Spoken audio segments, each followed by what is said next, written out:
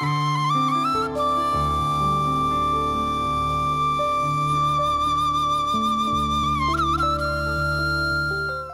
TV நேயர்களுக்கு இனிய காலை வணக்கம். இந்த அற்புதமான நன்னாளிலே ஆன்மீகம் தலைத்தோங்கி எமது யாழ்ப்பாண மண்ணில் நல்லூரான் உடைய திருவிழா நடைபெற்று கொண்டிருக்கின்றது. இந்த அற்புதமான நேரத்திலே நாங்கள் எல்லோரும் பக்திபூர்வமாக மகிழ்ச்சியாக மண்ணில் நல்ல வண்ணம் வாழ்வதற்கு பல்வேறான செயற்பாடுகள் நடைபெற்று கொண்டிருக்கின்றன. அதிலே நாங்கள் எங்களுடைய குடும்பமும் பிள்ளைகளும் எல்லோரும் சேர்ந்து பங்கு பெற்றுதல். அப்போ ஒரு கலாச்சார பண்பாட்டினுடைய பேர் எழுச்சி, ஒரு இனத்தினுடைய அடையாளம் கலாச்சாரமும் பண்பாடும் தான். இவற்றினுடைய பக்திபூர்வமான பேரெழுச்சி எங்கள் எல்லோரையும் உளவியல் ரீதியாக பலமாக்குகிறது. எங்களுடைய தீய சக்திகளை, பயங்களை, அச்சங்களை போக்குகின்றது. நாங்கள் எல்லோரும் ஒன்று கூடி இறைவனை வழிபடுதல், நாங்கள் எல்லாம் ஒன்று கூடி மகிழ்ச்சியான கலை நிகழ்ச்சிகளை பார்த்தல், நாங்கள் எல்லோரும் ஒன்று கூடி மகிழ்ச்சியாக பஜனைகளில் ஈடுபடுதல் என்று சொல்லி பல்வேறு விதமான மக்கள் மகிழ்ச்சியாக வாழ்வதற்காக எங்களுடைய சான்றோர்கள் மூத்தோர்கள் செய்து வைத்த இந்த அற்புதமான ஆலய திருவிழாக்கள் எங்களை வாழ்விக்கின்றன என்ற வகையிலே எங்களுடைய யாழ்ப்பாண மண் ஆன்மீக சுற்றுலாவுக்கான அருமையான வளங்கள் பொருந்திய மண். ஆக நாங்கள் இனி யோசிக்க வேண்டியது எல்லாமே இன்னும் 10 வருடங்களுக்கு பின்னர், இன்னும் 50 வருடங்களுக்கு பின்னர், இன்னும் 100 வருடங்களுக்கு பின்னர் எமது மண் இவ்வாறு இருக்கும். எங்களுடைய கலாச்சாரம், தமிழர் தம் அடையாளம், பண்பாடு, சமய நாகரிகங்கள் எல்லாமே போற்றுதலுக்குரியவையாக இருக்கின்றன எமது மண்ணிலே. ஆக நீங்கள் பார்த்தீர்களானால் ஒவ்வொரு வெள்ளிக்கிழமையும் ஒரு இந்திய தனியார் நிறுவனம் ஒரு பெரிய கப்பல் வருகிறது காங்கேசுந்துறைக்கு. அங்கிருந்து இந்த யாழ்ப்பாணத்தை பார்ப்பதற்கு ஒரு 6 மணித்தியாலம் அவைக்கு ஒரு டைம் கொடுத்துருக்குறாங்க. அவர்கள் முதல் பார்க்க வருகிறார்கள், நல்லூர் கோயில் பார்க்க வேண்டும், எங்களுடைய யாழ்ப்பாண நகரத்தை பார்க்க வேண்டும், அதிலே நூலகத்தை பார்க்க வேண்டும்.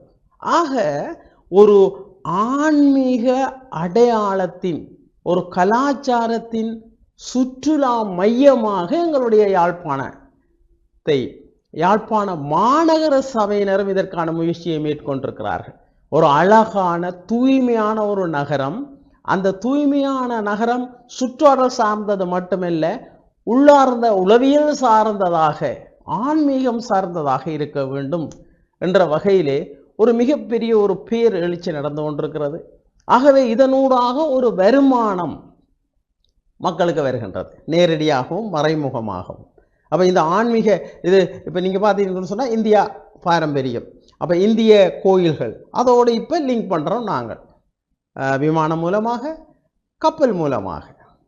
அப்போ இந்த வளர்ச்சியை நாங்கள் இனி ஒரு பொருளாதார ரீதியாக அபிவிருத்தி செய்வதற்கான ஏற்பாடுகளை, சின்ன அரட்டல்களை செய்தால் போதும், மிகப்பெரிய மலர்ச்சி எங்களுக்கு ஏற்படும். ஆக ஒரு அருமையான ஒரு கால சூழலிலே நாங்கள் வாழ்ந்து கொண்டிருக்கிறோம். ஒரு நிலையான அபிவிருத்தி நோக்கிய எமது பண்பாட்டையும் கலாச்சாரத்தையும் பாரம்பரியங்களையும் வரலாற்று தொல்பொருள் சின்னங்களையும் பாதுகாத்து கொண்டு அவை மூலமாக ஒரு பெருமளவு லாபம் கிடைக்கின்ற, பெருமளவு தொழில் கிடைக்கின்ற ஒரு அழகான ஒரு உல்லாச பிரயாணிகள் விரும்புகின்ற நகரமாக யாழ்ப்பாண நகரம் மாறி வருகிறது. இந்த மாற்றம் திரிகோணேஸ்வரம், திருக்கேதீஸ்வரம், இது ஒரு கலாச்சார முக்கோண செயற்திட்டமாக நாங்கள் மறுமலர்ச்சி அடைய முடியும். ஆகவே அதற்கான வாகன போக்குவரத்துகளை செய்யலாம், அதே போல ரயில் போக்குவரத்துகளை கூட செய்யலாம்.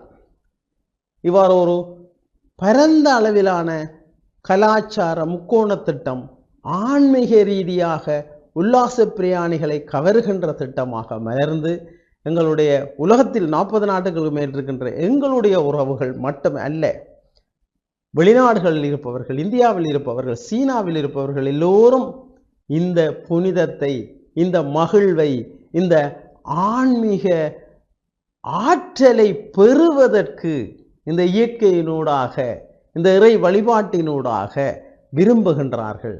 அந்த விருப்பத்தோடு ஒரு வளமான எதிர்காலத்தை கட்டியமைப்போம். வணக்கம்.